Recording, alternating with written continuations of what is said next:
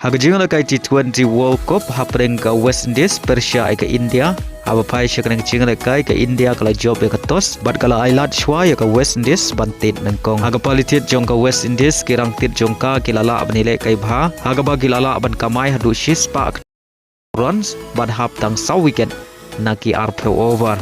Haba pai pat syaka palitit jong ke India kirang tit jongka ki klemailat dia kirang kawang ball ke West Indies. Haga ba kilala ban kamai hadu shis pak dive kendai runs bat hap tang sun wicket naki khat kendai point r overs. Bad haga nang Jingialehkai usanju Samson ulala abdilek kai bha.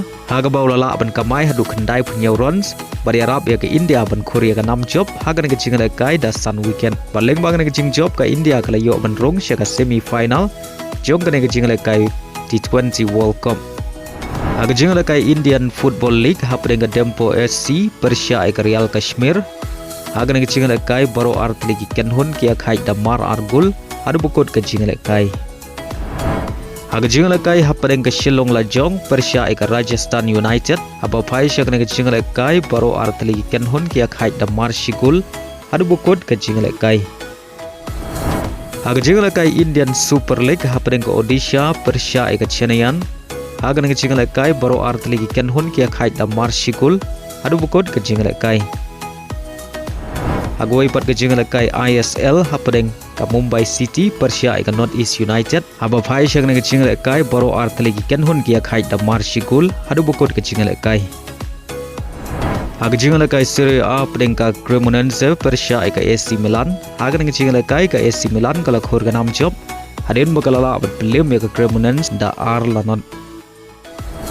Haga Jingialehkai happening ke Roma Persia ke Juventus. Haba pai syakna ke Jingialehkai baro artli kenhun kia khai damar laigul hadu bukut ke Jingialehkai.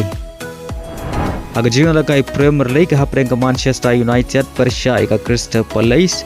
Haga ke Jingialehkai ke Manchester United kala khur ke ram job. Hadin bakalala ban pelim ya ke Crystal Palace da ar lakawai. Agway pat ke Jingialehkai Premier League happening ke Arsenal Persia ke Chelsea. Haba pai syakna ke Jingialehkai ke Arsenal kadang peteng ban khur ke 6 job. Hadin makalala ban pelim ya ke Chelsea da ar lakawai. Lyngba ngan ke jing job ke Arsenal kadang peteng ban bat ya ke kerdan ke meningkong hak mit ya kain point.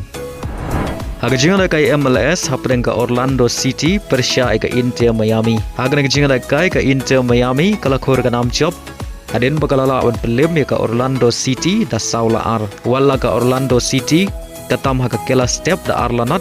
Henry habukut ke Jingialehkai ke Inter Miami ke job da saula ar.